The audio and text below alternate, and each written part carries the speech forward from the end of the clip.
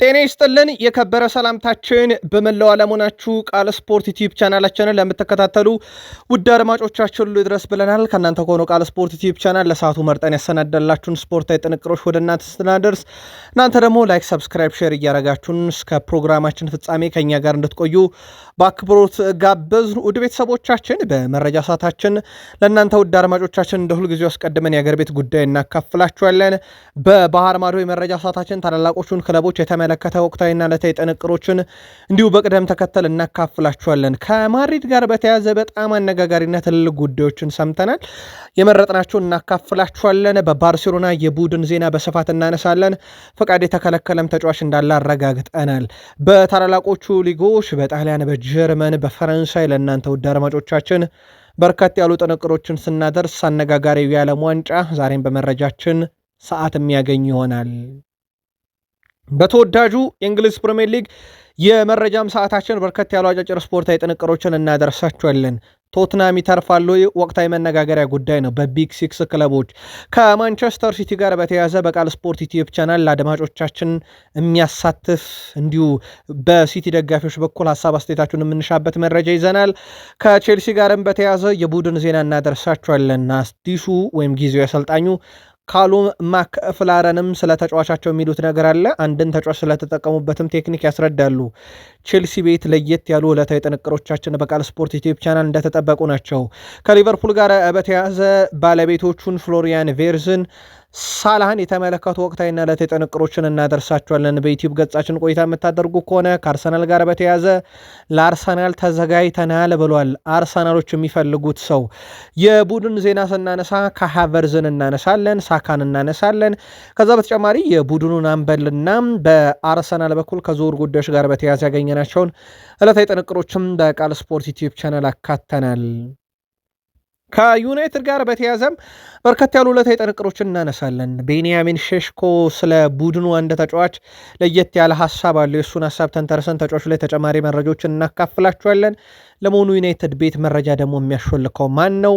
የቼልሲውን ጉዳይ እንዲሁ ከሰሞኑ አድርሳናችሁ ነበረ። የዝውውር መረጃ የቡድን ዜናም በማንቸስተር ዩናይትድ በኩል ተይዟል። ላይክ፣ ሰብስክራይብ፣ ሼር እያረጋችሁን እስከ ፕሮግራማችን ፍጻሜ ቆዩ። ለሀሳብ አስተያየታችሁ ግን አስቀድመን አመስጋኞች ነን። ከቃል ስፖርት ዩቲዩብ ቻናል መረጃውን እያካፈልኳችሁ ቆይታ የማደርገው እኔ ቃል ነኝ። በድጋሜ መልካም ቆይታ ተመኘን። በሀገር ቤት እንጀምር ውድ ቤተሰቦቻችን። በትላንትናው ዕለት በተካሄደው የለንደን ማራቶን ውድድር ኢትዮጵያዊቷ አትሌት ትዕግስት አሰፋ በሴቶች ብቻ የማራቶን ሪካርድ በማሻሻል ማሸነፏ ይታወሳል። አትሌት ዮሚፍ ቀጀልቻ በኩሉ ሁለተኛ ደረጃ ቢይዝም ማራቶንን ከ2 ሰዓት በታች ጨርሶ የገባ ቀዳሚ ኢትዮጵያ አትሌት መሆኑም ይታወቃል። የሁለቱ አትሌቶች አሰልጣኝ ገመዶ ደደፎ የኢትዮጵያ አትሌቲክስ ፌዴሬሽን አመራሮች ደስታችንን አልተጋሩም ሲል ወቅሷል። አንድም የፌዴሬሽኑ አመራር ስልክ ደውሎ ስሜቱን አለመግለጹ አሳዝኖኛል ያለው አሰልጣኝ ገመዶ በዚህም ፌዴሬሽኑ ሊወቀስ ይገባል ብለዋል። የቀድሞ የፌዴሬሽኑ ፕሬዝዳንት ረዳት ኮሚሽነር ደራርቱ ቱሉ ስልጣን ላይ ያለች ስልክ መደወሉን ተወው ያለንበትን ወይም ኤርፖርት ድረስ መታ ነበረ ጭራሽ የምትቀበለን እሷ አትሌቶቹን በድርጊቱ በውስጣቸው አሁን ላይ በተደረገው ነገር ተሰብሯል ብሏል። ጀግናው አትሌት ኃይሌ ገብረስላሴና ጀግናው አትሌት ረዳት ኮሚሽነር ደራርቱ ቱሉ ውጤቱ የሀገር ስኬት ነው ብለው ደስታችንን በትኩሱ መጋራታቸውን ሌላ ደስታን ፈጥሮልናል ብቻ ሳይሆን መጽናኛም ሆኖናል። የኢትዮጵያ ሕዝብም እንዲያመሰግኑልን እፈልጋለሁ ብሏል አትሌት ኃይሌ ገብረስላሴና ረዳት ኮሚሽነር ደራርቱ ቱሉን። አትሌቶቹ ያስመዘገቡት ታሪክ የሀገር ነው። በድሉ ስሟ ከፍ ብሎ የሚጠራውም ሀገራችን ኢትዮጵያ ናት ያለው የአትሌቶቹ አሰልጣኝ አትሌት ኢንስትራክተር ገመዶ ደደፎ አትሌቲክስ ፌዴሬሽኑ ግን ዝም ጭጭ ማለቱ በጣም አሳዝኖናል፣ ጎርቶናል ብሏል። የእናንተ መልከታ እንዴት ያለ ነው? የቃል ስፖርት ዩቲዩብ ቻናል ቤተሰቦቻችን መልካታችሁን አጋሩን። በሪያል ማድሪድ እንጀምር። የባህር ማዶ መረጃችንን የሪያል ማድሪዱ አሰልጣኝ አልቫሮ አርቤሎዋ የቡድን መልበሻ ቤቱን መቆጣጠር እንደተሰናቸው እየተነገረ ይገኛል። አሰልጣኙ ከዳኒ ካርቫልና ሴባዮስ ጋር አለመግባባት ውስጥ መግባታቸው ለክለቡ ቅርብ የሆኑ ምንጮች አረጋግጠዋል። ስፔናዊ ተጫዋቾች አሰልጣኙ ከሌሎች ተጫዋቾች ጋር በኩል አይን እያየን አይንም በሚል ደስተኛ አይደሉም ተብሏል። አሰልጣኙ ከመልበሻ ቤቱ ጋር ያላቸው ቁርኝት ተበጥሷል የተባለ ሲሆን ተጫዋቾች ትኩረታቸውም ወደ ዓለም ዋንጫ መቀየራቸው እየተነገረ ይገኛል። ፕሬዚዳንት ፍሎሬንቲኖ ፔሬዝን ጨምሮ የተወሰኑ የክለቡ ቦርድ አባላት አሰልጣኙ ሲሾሙ ጀምሮ ጥርጣሬ እንደነበራቸውም ተዘግቧል። በሌላ በኩል አርዳ ጉለርና ሚሊታኦ መጎዳታቸው በክለቡ ሕክምና ቡድን ውስጥ ጥያቄም እንዲሁ ያስነሳ ጉዳይ ሆኗል። ይህንም ተከትሎ ክለቡ የሕክምና ቡድኑ ላይ ትልቅ ለውጥ ለማድረግም ንግግር መጀመሩ ሲነገር አሰልጣኝ ሲደመር የሕክምና ቡድን አባል ለውጥ በሪያል ማድሪድ ተጠባቂ ሁነቶች ናቸው። ኤደር ሚሊታኦ አንደኛው ጉዳት ያስተናገደው ነው። ባጋጠመው ጉዳት ምክንያት ቀዶ ጥገና እንደሚደረግለትና ለ5 ወር ከሜዳ እንደሚርቅ ተረጋግጧል። አንደኛው ፍሎሬንቲኖ ፔሬዝ የሕክምና ቡድኑ ላይ ጥያቄ እንዲያስነሱ ያደረጋቸው ነው። ሌላኛው የሪያል ማድሪድ የፊት ወሰር ተሰላፊ ኬሊያን ምባፔ በጡንቻ ጉዳት ምክንያት ቀጣይ ጨዋታ እንደሚያመልጠው ተረጋግጧል። ሎስ ብላንኮች ኬሊያን ምባፔ ለኤል ክላሲኮ ጨዋታ ወደ ሜዳ ይመለሳል የሚል ተስፋ አላቸው። በኤስፓኞሉ ጨዋታ ላይ ግን እንደማይገኝ ነው መረጃዎች እየወጡ የሚገኙት። በቡድን ዜና ሪያል ማድሪድ ጎንዛሎ ጋርሻንም በቀጣይ ክረምት ለገበያ ቀርበዋል። እስከ 60 ሚሊዮን ዩሮ ደግሞ ከዚህ ተጫዋች ዝውውር ሪያል ማድሪድ የሚፈልጉት ነው ተብሏል። በሪያል ማድሪድ በኩል ሪካርድ ሰብሯል። ወደ ቤተሰቦቻችን ሪያል ማድሪድ የዓለም ሪካርድን ሰብሯል። ሪያል ማድሪድ የራሱ የሆነ የቴሌቪዥን ጣቢያ እንዳለው ይታወቃል። ታዲያ በሪያል ማድሪድ እና በሪያል ቤትስ ጨዋታ ላይ ፍጹም ቅጣት ምት ተከልክለናል በማለት የተከለከሉበትን ቪዲዮ ደጋግሞ በማሳየት የዓለም ሪካርድን ሪያል ማድሪድ ሰብሯል። ይሄም በጨዋታው 245 ጊዜ ፍጹም ቅጣት ምት ያሰጣል ያሉትን አጋጣሚ ደጋግሞ በማሳየት በአንድ እግር ኳስ ጨዋታ ላይ ተደጋግሞ የታየ መልሶ እይታ በመሆን በሪያል ማድሪድ ቲቪ ሪካርድ ሰብሯል። ይህ አጋጣሚ ሪያል ማድሪድ ከዳኝነት ጋር በተያዘ ብዙ ቅሬታ ሲያሰማ የነበረ ክለብ እንደነበረ ይታወቃል። በዚህም ሳምንት ከሪያል ቤትስ ጋር በነበረው ጨዋታ የጣሉት ነጥብ ይታወቃልና በዳኝነት ውሳኔ ምክንያት ነው ያጣነው ነጥብ በሚል መላልሶ ያሳዩት የቪዲዮ ምስል ግን አሁን ላይ የዓለምን ክብረ ወሰን ጭምር ሰብሮታል። የቀድሞ የሪያል ማድሪድ ተጫዋች ከሪም ቤንዜማ ቪኒሲየስ ጁኒየር እና ላሚን ያማልን በተመለከተ እንዲያነጻጽር ተጠይቆ ነበረ። ፈጽሞ ማነጻጸር አልፈለገም። ሁለቱም በጣም አስደናቂ ተጫዋቾች ናቸው። ከነሱ ፊት ማንም ቆሞ ኳስ ለመንጠቅ ቢሞክር አይሳካለትም። ለተመልካች በጣም አዝናኝ ናቸው። ሁለቱን ማነጻጸር አልፈለግም ሲል ተደምጧል። የቀድሞ የባርሴሎና አሰልጣኝ ዣቪ ሄርናንዴዝ ደግሞ ላሚን ያማል የሚመረጥ አይነት ተጫዋች ነው። በእግር ኳስ ውስጥ እንደዚህ አይነት ጂኒየስ ተጫዋቾች ጥቂት ብቻ ናቸው። እናም እሱ አሁንም ምርጥ ነው። ወደፊትም ከዚህ በላይ ምርጥ መሆን እንደሚችል እርግጠኛ ነኝ። አሁንም የዓለማችን ምርጡ ተጫዋች ነው። ወደፊትም ደግሞ ከዚህ በላይ ማድረግ ይችላል ብሏል። እሱ አስተሳሰቡ በጣም አስደናቂ ነው። ጉልበት አለው። ተጽዕኖ መፍጠር ይችላል። ታሪኮችን እየጻፈ ነው። የራሱን ታሪክ ራሱ ይጽፋል። በማንም ስራ አይጠራም እያለ ይገኛል። ላሚን ያማልን በእርግጥ በራሱ በጣም አስደናቂ ገድሎችን እየፈጸመ ነው። አሁን ትልቁ ነገር ምናልባት ያው ሁልጊዜም ቢሆን በዛ ክለብ ውስጥ የነበሩ ሌጀንዶች ጋር ነው ንጽጽሩና ሜሲ በባርሴሎና ያደረገውን ነገር እሱ እስከ ባርሴሎና ቆይታው መጨረሻ ድረስ ያደርገዋለሁ የሚለው ግን በቀጣይ ጊዜ ወስዶ የሚጠበቅ ጉዳይ ነው። ራፊኒያ ባርሴሎና ከኦሳሱና ጋር በሚያደርጉት ቀጣይ መርሃ ግብር ላይ ላይጫወት እንደሚችል መረጃዎች ወጥተዋል። በተለይም ተጫዋቹ የሕክምና ቡድኑን ፍቃድ ይህን መረጃ እስካጠናቀርንበት ሰዓት ድረስ አለማግኘቱ ነው የተረጋገጠው። ውድ ቤተሰቦቻችን ከዚህም ጋር በተያያዘ ታዲያ ባርሴሎናዎች በራሽፈርድ አማካኝነት ቦታውን ይሸፍናሉ ተብሎ ይጠበቃል። በእርግጥ ራሽፈርድ የሚተማመኑበት ሰው ነው ወይ የሚለው ግን እርግጥ አይደለም። ተጫዋቹን ከዩናይትድ ጋር በድርድር ለማቆየት ይሰሩ ነበረ። ግን አሁንም ቢሆን በራሽፈርድ ላይ ራፊኒያን ተክቶ ቦታውን የመሸፈን ኃላፊነትን ይወስዳል ብለው እምነት እንደሌላቸው የቅርብ ጊዜ ትውስታዎቻችን ማሳያ ናቸው። ከዚህ ጋር በተያያዘ ታዲያ ወደ ቤተሰቦቻችን ራፊኒያ በሕክምና ቡድኑ ፍቃድ ባለማግኘቱ እስከዚህ ሰዓት ድረስ ቀጣዩ የኦሳሱና ጨዋታ ሊያመልጠው እንደሚችል ነው ሞንዶ ዲፖርቲቮ ሲወጣው። አዲስ መረጃ ካለ በቃል ስፖርት ዩቲዩብ ቻናል ላይ ተከታትለን ለእናንተ ውድ አድማጮቻችን የምናመጣ ይሆናል። ሴቪያ በስፔን ላሊጋ 33ኛ ሳምንት መርሃ ግብር ከሜዳ ውጭ ከኦሳሱና ጋር ያደረገውን ጨዋታ 2-1 በሆነ ውጤት ሽንፈት እንዳጋጠመው ይታወቃል። ሴቪያ 1-0 በሆነ ውጤት እየመራ የነበረውን ጨዋታ ነው እንግዲህ ውጤት ተገልብጦበት 2-1 የተሸነፈው። በደረጃ ሰንጠረዡ 18ኛ ተገኝቷል። ሌቫንቴ በአውሮፓ ሌቫንቴ አንድ ቀሪ ጨዋታ አለው። ያንን ድል የሚያደርግ ከሆነ ሴቪያ ጭራሽ ውድ ቤተሰቦቻችን ወደ 19ኛ ይወርዳልና ከሪያል ኦቪድ 20ኛ ካለው አንድ ደረጃ ብቻ ያሻሻለ ቡድን ይሆናል ማለት ነው። ስለዚህ የስፔኑ ቶትንሃም ሴቪያ ነው ማለት ነው። እንግሊዝ ውስጥ ቶትንሃምን የሚያክል ቡድን ላለመውረድ እያጣጣረ እንደሆነ ይታወቃል። ስፔን ውስጥ ደግሞ እንደ ሴቪያ ያለ በተለይም የስፔን ላሊጋን የማይከታተል እንኳን ኤሮፕ ሊግን በሚባል ውድድር የአውሮፓ መድረክ ላይ ሴቪያን ያውቃልና ያ ክለብ አሁን ላለመውረድ በስፔን ውስጥ እየተጣጣረ ያለ ክለብ ሆኗል። ጣሊያን ደረሰን ውድ ቤተሰቦቻችን። ሉካ ሞድሪች መች ወደ ሜዳ ይመለሳል የሚለው የበርካታው ጥያቄ ነበረ። ክሮኤሺያ የመሃል ሜዳ ተሰላፊ ሉካ ሞድሪች ከዩቬንቱስ ጋር በነበረ ጨዋታ ጉዳት አጋጥሞ ተቀይሮ እንደወጣ ይታወቃል። ሉካ ሞድሪች አሁን ላይ የጉንጭ አጥንት መሰበር አደጋ እንዳጋጠመውና በቀጣይ ቀዶ ጥገና እንደሚደረግለት ተገልጿል። በዚህ ምክንያት ሉካ ሞድሪች ከቀሪ ውድድር ዓመት ውጭ መሆኑ ሲረጋገጥ የክሮኤሺያ ብሔራዊ ቡድን አምበል ሞድሪች ለዓለም ዋንጫ ውድድር ዝግጁ እንደሚሆን ግን ይጠበቃል። ስለዚህ ለሉካ ሞድሪች የጣሊያን ሴሪኤ አብቅቷል። ኤስ ሚላን ዓመቱን የሚወስነው ያለ ሉካ ሞድሪች ያለ አንጋፋው ተጫዋች ይሆናል ማለት ነው። እድሜው ገፍቶ እንዴት ጣሊያን ሴሪ ይሄዳል በሚል እና የኤስ ሚላን እንዴት ያስፈርመዋል በሚል ብዙ ትችት ቀርቦ ነበረ። ኤስ ሚላን የትኛውም የአውሮፓ መድረክ ተሳትፎ የለበትም። ስለዚህ ብዙ ወጪዎችን ለተጫዋቾች ማውጣት አይፈልግም ገቢው ስለሚቀንስበት። ስለዚህ እንደዚህ አይነት ልምድ ያላቸውን ተጫዋቾች ማስፈረሙ ጠቅሞታል ማለት ይቻላል። በእርግጥ እስከሆነ ሳምንታት ድረስ እኮ ሉካ ሞድሪች በጣሊያን ሴሪ በርካታ ትክክለኛ ኳሶችን በማቀበልም ቀዳሚ እንደነበረ ይታወሳል። ቪንሰንት ኮምፓኒ ከሪያል ማድሪድ ጋር በነበረ የመልስ ጨዋታ ቢጫ ካርድ አይቶ እንደነበረ ይታወቃል። በሁለተኛው ዙር ላይ የቢጫ ካርድ ክምችቱ ምክንያት ቪንሰንት ኮምፓኒ በፓሪሰን ጀርሜኑ ጨዋታ ላይ ባየር ሙኒክን አይመራም። ያ ብቻ አይደለም ውድ ቤተሰቦቻችን፣ ጨዋታው ከመጀመሩ ከ90 ደቂቃ በፊት ከክለቡ ይነጠላል ማለት ነው። ስለዚህ ጨዋታው ሊጀመር 90 ደቂቃ እስኪቀረው ወይም 1 ሰዓት ተኩል እስኪቀረው ድረስ ብቻ ነው ከቡድኑ ጋር መገናኘት የሚችለው። ከዛ በኋላ ይቋረጣል። ከዛ በኋላ ጨዋታው ከተጠናቀቀ በኋላ ነው ቡድኑን የሚያገኘው ማለት ነው። በአሊያን ዛሬ ነው የመልስ ጨዋታ ላይ ግን የቡድኑ አካል ይሆናል ማለት ነው። ይህ አሰልጣኝ ሃሪኬን 12 የአውሮፓ ሻምፒዮንስ ሊግ ጎሎች አሉት በዚህ ውድድር ዓመት ከእንግሊዛውያን ተጫዋቾች ቀዳሚ ነው። ተጫዋቹ እንግዲህ በአውሮፓ ሻምፒዮንስ ሊግ 5 ተከታታይ ጨዋታ ላይ ግብ አስቆጥሯል። ይሄ ሌላኛው አስደናቂ ታሪኩ ነው። በፓሪሰን ጀርሜኑም ጨዋታ ላይ ከባየር ሙኒክ በኩል በትልቁ ውጤት ይቀይራሉ ተብሎ ከሚጠበቁት ውስጥ ነው።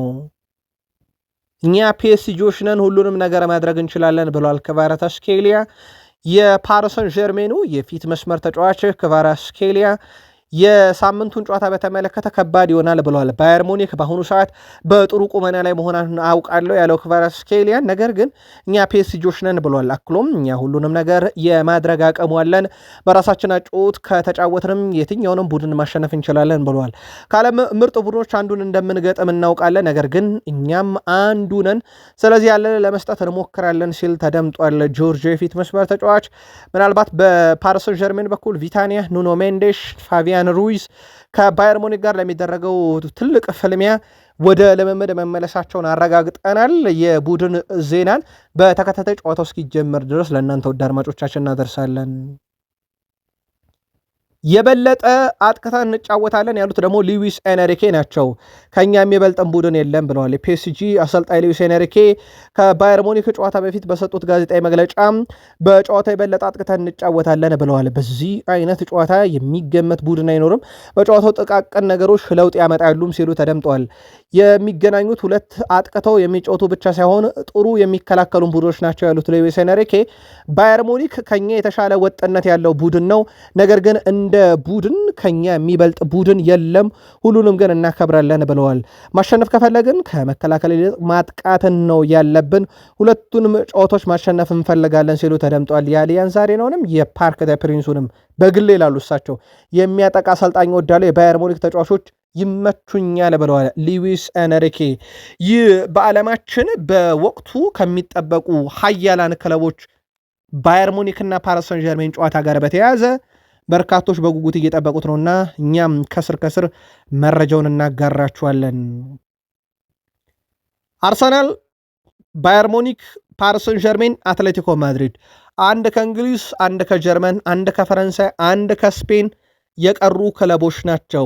በሃንጋሪ ዋና ከተማ ቡዳፔስት ለሚደረገው የአውሮፓ ሻምፒዮንስ ሊግ ፍጻሜ ትኬት ለመቁረጥ የመጀመሪያ ዙር ጨዋታ ማክሰኞ ፓሪሰን ጀርሜን ፓርክ ደ ፕሪንስ ላይ ከባየር ሙኒክ፣ እንደዚሁም ረቡዕ ሜትሮፖሊታኖ ስቴዲየም ላይ አትሌቲኮ ማድሪድ ከአርሰናል ጨዋታ ያደርጋሉ። ቃል ስፖርት ዩቲዩብ ቻናላችንም እነኚህ ሁለት ግዙፍና ተጠባቂ ጨዋታዎችን የተመለከተ ተከታታይ መረጃ ስለሚኖረን ሰብስክራይብ እያደረጋችሁ ሀሳብ አስተያየታችሁን እያጋራችሁ የቃል ስፖርት ዩቲዩብ ቻናል ቤተሰብ ሁኑ ብለናል። የዘንድሮ የ2026 ዓለም ዋንጫ አነጋጋሪነቱ እንደቀጠለ ነው። ከገንዘብ ጋር የተያያዘ የሚነሱ ቁጥሮች ግን ሁሌም አነጋጋሪ ናቸው። የዘንድሮ የ2026 ዓለም ዋንጫ ውድድር ገቢ 9.3 ቢሊዮን ገደማ እንደሚጠጋ ተገልጿል። የዓለም ዋንጫ ውድድር አሸናፊ ብሔራዊ ቡድን 42 ሚሊዮን ዩሮ ሽልማት ይሰጠዋል ተብሏል። በሌላ በኩል በውድድሩ የሚሳተፉ 48 ብሔራዊ ቡድኖች እያንዳንዳቸው 9 ሚሊዮን ዩሮ አካባቢ ይደርሳቸዋል ተብሏል። በጉት የሚጠበቀው የዓለም ዋንጫ ይሄን መረጃ በቃል ስፖርት ዩቲዩብ ቻናል እስካሰራጨንበት ሰዓት ድረስ 46 ቀናት አካባቢ ይቀሩታል። ለመሆኑ የዓለም ዋንጫ በጉጉት እየጠበቃችሁት ነው ወይ? ከዚህ ቀደም እንደነበረው አይነት ስሜትስ አለው የዓለም ዋንጫ ላይ ወይንስ ሙሉ ትኩረታችሁ በምትደግፏቸው ክለቦች ላይ ብቻ ተጠምዶ ነው ያለው? መልከታችሁን በቃል ስፖርት ዩቲዩብ ቻናል በዩቲዩብ ገጻችን ላይ አድርሱን። ቃል ስፖርት ዩቲዩብ ቻናላችን ላይ ትገኛላችሁ። ከሀገር ቤት እስከ ባህር ማዶ የተመራረጡ ርዕሰ ጉዳዮችን እያጋራናችሁ እንገኛለን።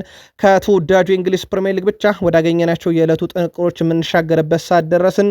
ከቃል ስፖርት ዩቲዩብ ቻናል ጋር መስራት ካሻችሁ ባስቀመጥንላችሁ ይህ አድራሻ እኛን ማነጋገር ትችላላችሁ። በቀጥታ ከእኛ ጋርም አብራችሁ መስራት ትችላላችሁ። በተለይም አንድ አብሮን የሚሰራ ሰው ቅጥር እንፈጽማለን። ለዚህም በራችን ክፍት ነው። ባስቀመጥነው አድራሻ እየተመዘገባችሁ በቃል ስፖርት ዩቲዩብ ቻናል ልክ እንደዚህ አብራችሁን ትሰራላችሁ ማለት ነው። መልካም እድል ብለናል። በፕሪሚየር ሊግ መረጃችን ኮቨንትሪ ሲቲን እናንሳ። ወደ ፕሪሚየር ሊግ 25 ዓመታት በኋላ የተመለሱት ኮቨንትሪ ሲቲዎች በሻምፒዮንሺፕ ካስቆጠሩት 84 ግቦች ውስጥ 25ቱ ከቆመ ኳስ የመጣ ነው። በዋናው ሊግ በዚህ መንገድ አርሰናል ባለድል መሆን ይችላሉ እያሉ ነው በርካቶች።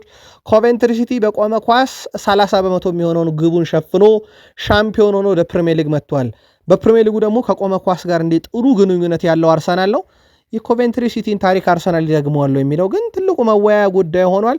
በእርግጥ አርሰናል የቆመ ኳስም ከቅርብ ጊዜ ወዲህ ጠፍቶበት ድል ተቸግሮ ሲባዝን የነበረ እንደ ኤብሪቼ ኢዜ ያለ አስደናቂ ግብ አስቆጠረው ኒካስልን እስኪረታ ድረስ የፕሪሚየር ሊግ መሪነትንም በሲቲ ተነጥቆ እንደነበረ ግን የሚዘነጋ አይደለም። የሰሜን ለንደኑ ክለብ ቶትንሃም በፕሪሚየር ሊግ ይተርፋሉ የየዕለቱ አጀንዳ ነው። ካስቶን ቪላ ጋር በቪላ ፓርክ፣ ከሊድስ ጋር ቶትናም ሆትስፐር ስቴዲየም፣ ከቼልሲ ጋር በስታንፎርድ ብሪጅ፣ ከኤቨርተን ጋር በቶትናም ሆትስፐር ስቴዲየም ጨዋታ ይደረጋል።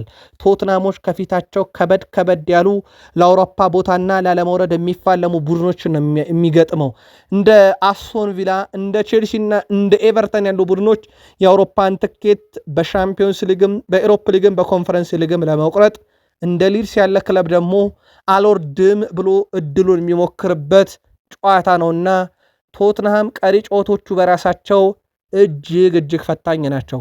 ቶትንሃም ሆትስፐርስ እያሸነፈ ሲሄድ ከአናቱ ያሉት እነ ኖቲንግሃም ፎረስት እነ ዌስትሃም ዩናይትድ በቅርብም ያሉት ቀላል ተጋጣሚ አይሆኑም እና እነሱም በአንጻራዊነት የሌሎቹንም ቡድን ውጤት የሚጠብቅ እንደሆነ ይታወቃል። ቶትንሃም በጣም አጣብቂኝ ውስጥ ነው።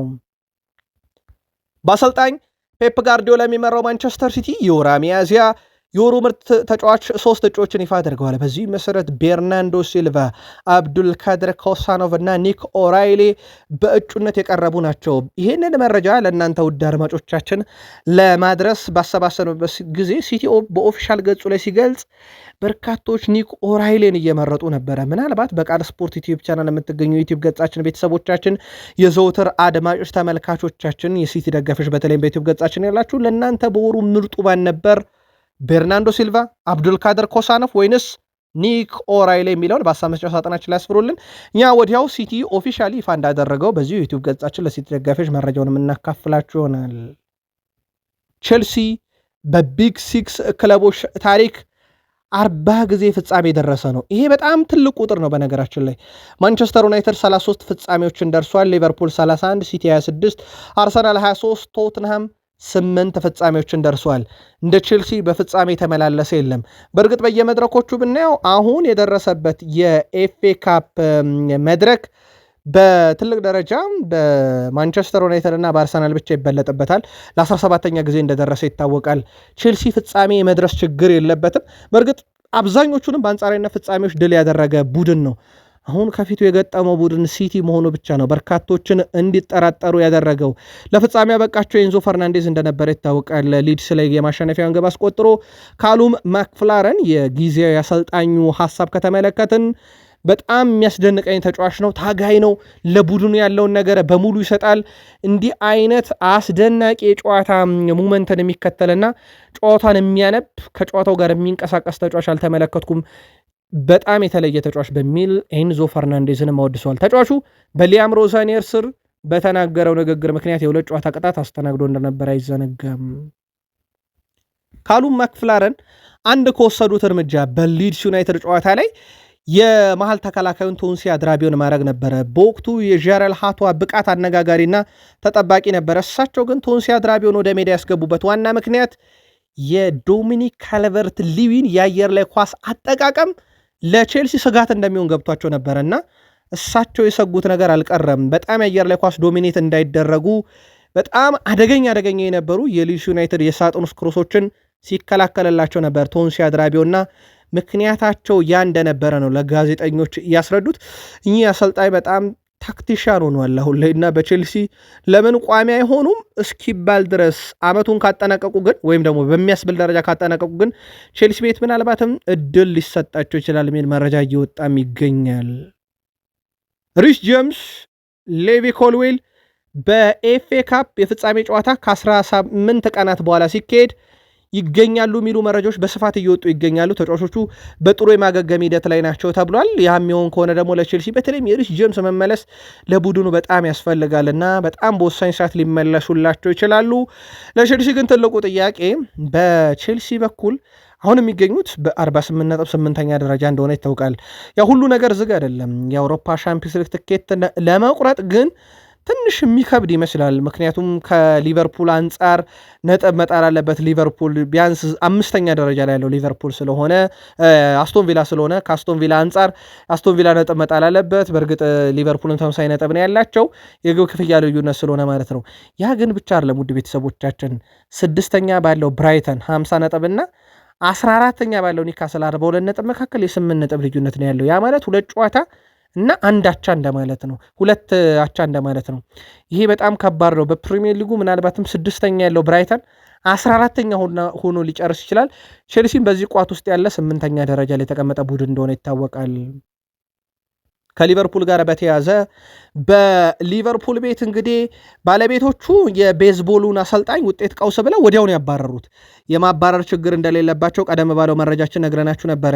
ምናልባት ይህንን ሂደታቸውን ግን ሊቨርፑል ዋናው ቡድን ላይ በእግር ኳሱ ቡድን ላይ ደግሙታል ወይ በሚል ሚረር ስፖርት ይዞት በወጣው መረጃ መሰረት አሁን ላይ በዚህ ዓመት ያሳለፈው የውድድር ዓመት መጥፎነቱ በስሎት አማካኝነት የመጣ ሳይሆን ድንገት የተፈጠረ ከጉዳት ጋር የተያያዘ ከተጫዋቾቹ አዲስ ከመሆናቸው ጋር የመጣ እንጂ የስሎት ችግር ነው የሚል አመኔታ የለም በባለቤቶቹና በቦርዱ ዘንድና ይሄ ስሎትን ሊታደጋቸው ይችላል የሚል መረጃ በስፋት እየወጣ ይገኛል። በእርግጥ ያሉትም ሁኔታዎች ያንን ነው የሚመስሉት። ስሎት በሊቨርፑል የመቆየታቸው ነገር በጣም ሰፊ ነው። እሳቸው ከተሰናበቱ ያው ዣቪ አሎንሶ በትልቁ ይጠበቃሉ። ጎሜዝ ኳሷን ከበስተጀርቤ እንደሚሰጠኝ አውቅ ነበር፣ ከዛም ከማካሊስተር ጥሩ ኳስ ደረሰኝ ያለምንም ማመንታት በቀጥታ ለመምታት ወሰንኩ፣ ተሳካልኝ ያለው ፍሎሪያን ቬርዝ ዋና ዓላማዬ የኔ ግብ ማስቆጠር ቡድኔን እስከረዳ ድረስ እኔም ማስቆጠራቸው የግብ ብዛቶች ችግር የለውም። ዋናው የምፈልገው ነገር ቡድኔን መርዳት ነው። የዚህ ዓመት ህልማችን ካለው ሁኔታ አንጻር በሻምፒዮንስ ሊግ መድረክ የሚያሳትፈን ውጤት ይዞ ማጠናቀቅ ነው ብሏል። በእርግጥ ያው በሂሳባዊ ስሌት ሊቨርፑል ከዚህ በኋላ የፕሪሚየር ሊግን ዋንጫ ያነሳል ተብሎ አይጠበቅም። ግን በሊቨርፑል በኩል ያው ትልቁም ግባቸው ዘንድሮ የአውሮፓ ሻምፒዮንስ ሊግ ትኬትን መቁረጥ ነውና ፍሎሪያን ቬርዝ ይሳካል እያለ ነው። ምናልባት ግን ሳላ ትልቁ አነጋጋሪውን ጉዳይ ነው። ሳላ የመመለስ እድሉ በጣም ዝቅተኛ ነው እያሉ ነው በርካቶች። አሁንም ሲዝኑ ሳይጠናቀቅ ለሳላ ሲዝኑ ካበቃ 440 ጨዋታ ላይ ያበቃል ማለት ነው። ሊቨርፑል በ257 ግብ በ122 አሲስት በ9 ዋንጫ። ይሄ ለሳላ ምን አይነት ስንብት እንዲገባ ያደርጋል? ሊቨርፑልያን በዩቲዩብ ገጻችን ላኩልን። አትሌቲኮ ማድሪድ የፊት መስመር አጥቂ ዩሊያን አልቫሬዝ ቡድኑ ለፍጻሜ ለመድረስ ይፋለማል አርሰናልን ብሏል። አርሰናልን ለማሸነፍም ያለንን በሙሉ ነው የምንሰጠው ሲል ተደምጧል። አርሰናልን አሸንፈን ለሻምፒዮንስ ሊግ ፍጻሜ ለመድረስ ባለን አቅም ሁሉ አርሰናልን እንፋለማቸዋለን ይላል ዩሊያን አልቫሬዝ። በአርሰናል የሚፈለገው የቀድሞ የሲቲ የፊት መስመር አጥቂ አሁን በዲየጎ ሲሜኔው ቡድን አትሌቲኮ ማድሪድ ያንጸባረቀው ዩሊያን አልቫሬዝ እንደ ግል ሜዳ ላይ ያለኝን ሁሉ ሰጣለው ያለው አልቫሬዝ ጥሩ ጨዋታ ለማድረግ እንጥራለንም አርሰናልን ጥለን ፍጻሜ እንደርሳለን ለደጋፊዎቻችን ቃል እንገባለን እያለ ይገኛል። የአትሌቲኮ ማድሪድ የፊት መስመር አጥቂን የሚሻው አርሰናል ለመመልመልም ጥሩ እድል የሚያገኝበት ጨዋታ ይሆናል። ያስቀመጥነው የስራ ቅጥር አለ። መሳተፍ የምትፈልጉ ከቃል ስፖርት ዩቲዩብ ቻናል ጋር አብራችሁ መስራት የምትፈልጉ ቤተሰብ መሆን የምትሹ ባስቀመጥነው አድራሻ መመዝገብ ትችላላችሁ። እየተቀበልንም እንገኛለን። የአርሰናል አጥቂዎች በዛው እናንሳቸው። ከሃቨርዝ ጉዳት ዙሪያ ሃቨርዝ ቅዳሜ ዕለት ከኒካስል ጋር በነበረ ጨዋታ ላይ በመጀመሪያ አጋማሽ ላይ በጉዳት ተቀይሮ መውጣቱ ይታወሳል። ምንም እንኳን የሳምንቱ አጋማሽ የአትሌቲኮ ማድሪድ ጨዋታ ከመድረሱ ጋር በተያያዘ የአሰልጣኙና የሕክምና ቡድን አባላቱ እስካሁን ያሉት ነገር ባይኖርም ግን በቶሎ የመመለስ ዕድሉ ትልቅ ተስፋን ይሰጣል ተብሎ ይታሰባል። በአርሰናል በኩል ከሃቨርዝ ከጉዳት ካገገመ ጊዜ አንስቶ ለሀገሩና ለክለቡ በ10 የግብ አስተዋጽኦ 6 ጎልና 4 አሲስት አስመዝግቧል። ከጉዳት ገና እንደመጣ ነው። ምናልባት ወደ ሙሉ ፊትነሱ ተመልሷል የሚለው ትልቁ ጥያቄ ነው። ግን በዚህ ሰዓት ላይ ጉዳት ማስተናገዱ ለአርሰናል ጉዳት ነበር፣ ግን ያን ያህል ከባድ አይደለም የሚል መረጃ ነው በስፋት የወጣው። የሚኬል አርቴታን ጋዜጣዊ መግለጫ እየተከታተልን እናደረሳችኋለን። ከዛ ውጭ ግን አርሰናል ስፖርቲንግ ዳይሬክተር አንድሪያ ቤርታ በጋላታሳራይና ፌነርባቼ መካከል በተደረገው የሳምንቱ ታላቅ ጨዋታ ላይ ኢስታንቡል ደርቢ ጨዋታ ላይ ተገኝተው ነበረ። በርካቶች ቪክተር ኦስሜን፣ ኡዝካን ቻርኪን እና ባሬስ አልፐርን እየተመለከቱ ነው የሚሉ መረጃዎች በስፋት እየወጡ ነው። ግን ከአጥቂ ጋር በተያያዘ ዮኬሬሽ ባለበት ከሃቨርዝ ጉዳይ እንደዚሁም የጋብርኤል ጀሱስ ጉዳይ ባለበት አጥቂ ያመጣሉ ተብሎ አይታስብም። አጥቂ የሚያመጡ ከሆነ ግን ያው በተለይም እንደ ጋብርኤል ጀሱስ ያለ ተጫዋች መልቀቁ የሚቀር አይመስልም። የማንቸስተር ዩናይትድ የቀድሞ ተጫዋች ዋይኔ ማርክ ሩኒ የቡካዮ ሳካ ወደ ሜዳ መመለስ ለአርሰናል በጣም ወሳኝ ነው። ፕሪሚየር ሊጉን ዋንጫ ለማሳካት እንዲህ አይነት ተጫዋች አሁን ላይ ያስፈልገዋል ብሏል። አርሰናል ባሳለፈው ቅዳሜ ኒካስልን 1-0 በማሸነፍ ወደ ሊጉ አናት መመለሳቸው ይታወሳል። ይህም የሆነው ማንቸስተር ሲቲ በኤፍኤ ካፕ ግማሽ ፍጻሜ መርሃ ግብር ላይ ስለነበረ ነው። አርሰናል ማንቸስተር ሲቲ ቀጣዩን የፕሪሚየር ሊግ ጨዋታውን ከማድረጉ በፊት ወደ ሜዳ የሚመለስ በመሆኑ ወይም ቅዳሜ ለከፉልሃም ጋር በመጫወቱ ምክንያት ሌላ ከፍተኛ ጫና ማሳደር ይችላል የሚለው ዋይኔ ማርክ ሩኒ ለዚህ ተጽዕኖ ደግሞ እንደ ቡካዮ ሳካ ያለ ተጫዋች በጣም ያስፈልጋል። በተቀሩ ጨዋታዎች ላይ ለአርሰናል ጥሩ ነገርን ይሰጣሉ ብዬ ከምጠብቃቸው እሱ ነው ሲል ተደምጧል። በዚህ ውድድር ዓመት አርሰናል 6 ጊዜ በእንግሊዝ ፕሪሚየር ሊግ ጨዋታን 1-0 በሆነ ውጤት ድል አድርጓል። በ5ቱ ጨዋታ ከ10ኛው ደቂቃ በታች ነው ግብ ማስቆጠር የቻሉት። በነገራችን ላይ ማንቸስተር ዩናይትድን፣ ፉልሃምን፣ ክሪስታል ፓላስን፣ ኤቨርተንን፣ ብራይተንን ባለፈው ሳምንት ደግሞ ኒካስል ዩናይትድን 1-0 እንዳሸነፉ ይታወቃል።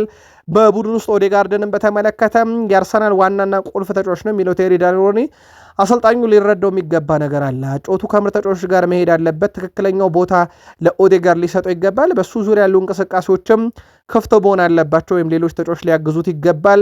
ትክክለኛው ነፃነት ከተሰጠው ኦዴጋርድ ቡድን የሚገነባበት ሰው ነው ሲል ተደምጧል።